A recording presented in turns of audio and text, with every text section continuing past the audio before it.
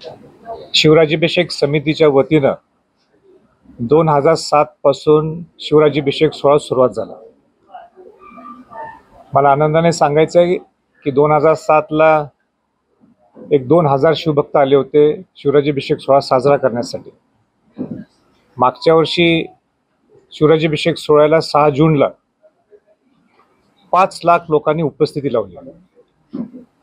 2023ला 350वा शिवराज्याभिषेक दिनची सुरुवात झाली आणि ह्या वर्षी 350वा शिवराज्याभिषेक दिनची वर्षपूर्तता आहे आणि म्हणून 350वा शिवराज्याभिषेक सोहळा ह्या वर्षी जोमाने साजरा करण्यासाठी शिवराज्याभिषेक समितीने आणि सर्व शिवभक्तांनी ठरवलेलं आहे। या प्रसंगी मला सर्व शिवभक्तांचं मनापासून आभार व्यक्त ह्याच्यासाठी करायचं आहे की खऱ्या अर्थाने छत्रपती शिवाजी महाराज हे छत्रपती झाले। शिवाजी महाराजांचा राज्याभिषेक सोहळा हा रायगडला झाला आणि तो लोकोत्सव व्हावा, तो राष्ट्रीय सण म्हणून साजरा व्हावा यासाठी सगळ्या शिवभक्तांनी प्रयत्न केला, राज्याभिषेक समितीने प्रयत्न केला आणि म्हणूनच आपल्याला ह्या 18 वर्षात ज्या शिवराज्याभिषेक समितीने 6 जूनला शिवराज्याभिषेक सोहळा सुरू केला, आपल्याला 2000 शिवभक्तांच्या वरून आज 5-5.25 लाख लोक शिवभक्त तिथे येतात।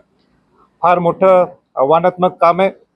शिवराज्याभिषेक समितीच्या वतीनं असेल, प्रशासनाच्या वतीनं असेल आणि या संयुक्तपणाने एक चांगल्या पद्धतीने एक राज्याभिषेक सोहळा हा देखणा व्हावा।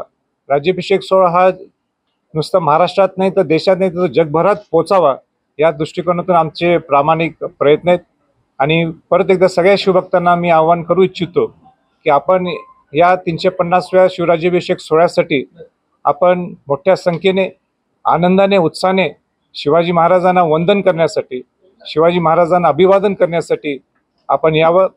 मला पूर्ण कल्पना आहे ज्या पद्धतीने लोकांची सोय होण्यासाठी जेवढे प्रयत्न व्हावे लागतात, पण अनेक प्रतिकूल परिस्थिती तिथं रायगडवर असताना अनेक लोकांना अनेक शिवभक्तांना एकदा वेगळ्या हलाखीच्या परिस्थितीतून सुद्धा केव्हा ते जावं लागतं, पण एक शिवभक्त जेव्हा तिथं येतो तो त्या तयारीच येतो की आपल्याला तिथली परिस्थिती किती प्रतिकूल हे कल्पना आहे तरीही शिवभक्त तिथे येतो।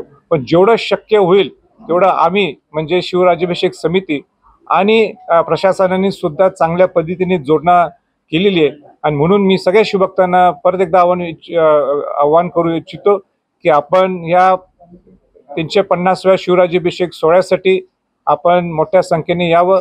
माझं तर उलटं आणि आव्हान आहे की 5 जूनला मी सगळ्या शिवभक्तांच्या बरोबर चित्त दरवाजा, नाणे दरवाजाच्या माध्यमातून हे मी रायगड पदभ्रमंती करत असतो, दुर्गराज रायगड किल्ल्याची पदभ्रमंती करत असतो, तर आपण तिथं सुद्धा यावं अशी आपली सर्वांना मी शिवभक्तांना विनंती करतो आणि थांबतो। एकूणच कसं नियोजन आहे, कारण प्रचंड गर्दी होणार आहे, काय विशेष काही नियोजन करण्यात आलेलं आहे? नाही, यावेळी मला आपल्याला वाटतं शिवराज्याभिषेक समितीने सगळ्या विषय सविस्तर सांगितलेले आहेत, पण त्यात मी सांगणं काय बरोबर नाही। मी जास्तीत आवाहन करू इच्छितो, मला वाटतं अध्यक्ष आपण बोललाय का, संपूर्ण यंत्रणा सज्ज आहे, काही काळजी करण्यासारखं नाही आहे। कार्यक्रम सुंदर व्हावा, एक उत्साह असतो शिवभक्तांच्यात, तर उत्साह सगळे मिळून आपण साजरा करूया यासाठी सगळ्या शिवभक्तांनी यावं अशी मी आजी सगळ्यांना विनंती करतो।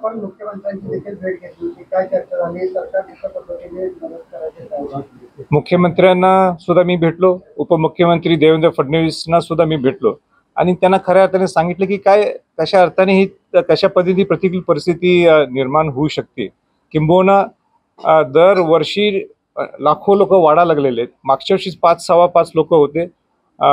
मला आनंदाने सुद्धा सांगायचं की प्रशासनाने सुद्धा सकारात्मक दृष्टिकोन घेतलेला आहे। मुख्यमंत्र्यांनी, उपमुख्यमंत्र्यांनी तशा निर्देश सुद्धा खाली पाठवलेले आहेत। जिल्हाधिकारी असतील, तिथं जिल्हा प्रमुख असतील, SP असतील, सगळ्यांनी आपल्या प्रामाणिक पद्धतीने काम सुरू केलेलं आहे आणि हे काम नुसतं काय राज्याभिषेक समिती एकटं करू शकत नाही, तर राज्याभिषेक समिती आणि प्रशासनाने संयुक्तपणाने नियोजन करण्यासाठी सगळे प्रयत्नशील आहेत। या मिनिटाला तर मला कुठेही माझ्या मनात काही त्यांच्याबद्दल कुठेही रोष नाही, कुठं चांगल्या पद्धतीने ते मदत करायला लागलेत आणि आम्ही समाधानी आहोत हे आम्ही या क्षणी। पण ते अध्यक्ष आणि कार्याध्यक्ष हे पत्रकार आहेत म्हणून त्यांना ही जबाबदारी मिळालेली नाही, हा त्यांचा तो जमेची बाजू आहे ती, पण खऱ्या अर्थाने ज्यावेळी 2006ला मला पहिल्यांदा मी ज्यावेळी इकडे गेलो होतो रायगडला, त्याचा पुढाकार सह्याद्री प्रतिष्ठानने घेतला होता. आणि सह्याद्री प्रतिष्ठानचे हे सगळे ओरिजिनल कार्यकर्ते आहेत किंवा ते पदाधिकारी आहेत. म्हणजे संदीप खांडेकर असतील, हेमंत साळुंखे असतील, सुदेव गिरी असतील, यांनी पुढाकार घेतला. म्हणून यावेळी सगळ्यांना वाटलं की 350वा शिवराज्याभिषेक सोहळा आहे, तर आपण सह्याद्रीचे प्रमुख पद हे सह्याद्री प्रतिष्ठानकडे असावेत, हा सगळा निर्णय शिवराज्याभिषेक समितीने घेतला होता. म्हणून त्याला ते त्याच्यानंतर हे पत्रकार झाले. त्याचे दोन्ही बाजू आहेत. आता मला माहित नाही, मी तुमच्याकडेच ऐकलं की 60 कोटी रुपये खर्च करणार आहे. त्या 60 कोटी आम्ही आरक्षण दिले म्हणण्यापेक्षा किंवा ते अजून ते आरक्षण कोर्टात आहे, ते टिकणं महत्वाचं आहे. आम्ही आरक्षण दिले म्हणण्यापेक्षा तुम्ही या आरक्षणाच्या माध्यमातून तुम्ही ह्या गरीब मराठा समाजाला न्याय कसं मिळवून देऊ शकता. मग त्या गव्हर्नमेंटच्या नोकऱ्या असतील किंवा शिक्षणाच्या क्षेत्रात तुम्ही काय देणार असाल, हे तुम्ही त्या पद्धतीने त्या ॲडमध्ये द्यावं. नुसते आम्ही आरक्षण, मला माहीत नाही ते कशी देण्यात ॲड, पण जर ते ॲड नुसती देणार असं की आम्ही दिलंय हे म्हणणं चुकीचं होईल.